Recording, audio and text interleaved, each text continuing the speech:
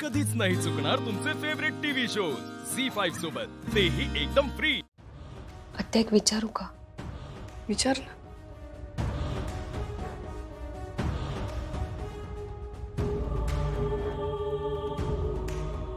मला जर माझं खरं रूप कधीच मिळालं नाही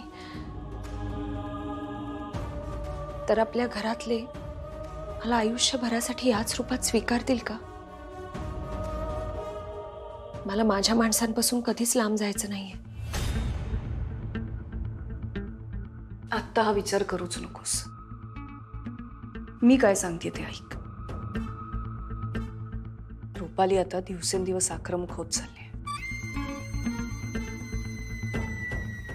तुला हे असं अस्तिकाचं रूप देऊन तिला काय साधायचंय माहित नाही,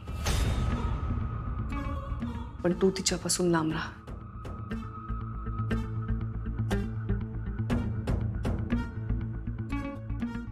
तब्येत कशी आहे तुझी? डॉक्टर म्हणाले होते की अशक्तपणा राहील काही दिवस। नाही, तब्येत आता बरी आहे माझी, पण असं मला आता शांत नाही बसता येणार। आपण विरोचकाचा डाव हाणून पाडला पाहिजे। हो, पण शांत बसायचंच नाहीये। बरं, आणखीन एक गोष्ट। मामांचा फोन आला होता, तुझा फोन लागला नाही म्हणून त्यांनी मला फोन केला। काय म्हणाले ते?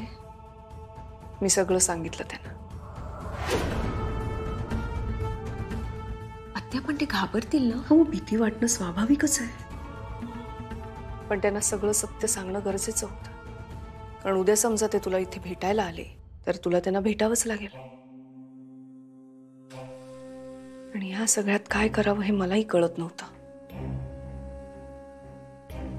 म्हणून मी त्यांना सांगितलं सगळं। बरं, त्यांच्यासाठी सुद्धा हे सगळं नवीन आहे, पण त्यांनी सांगितलेली एक गोष्ट मला पटली आहे। कोणती गोष्ट? अंधार पडायला लागल्यावर आपल्याला मार्ग दिसत नाही,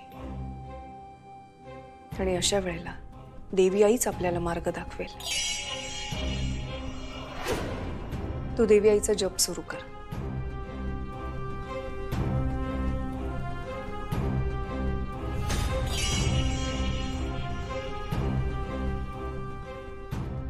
तुझ्या गळ्यातला देवी आईचा धागा कुठे आहे? धागा कुठे गेला?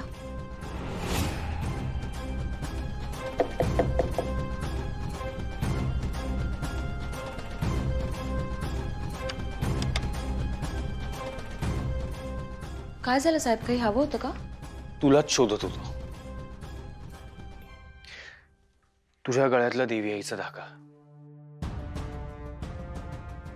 तुझी ट्रीटमेंट सुरू होती त्यावेळी नर्सने दिला होता माझ्याकडे।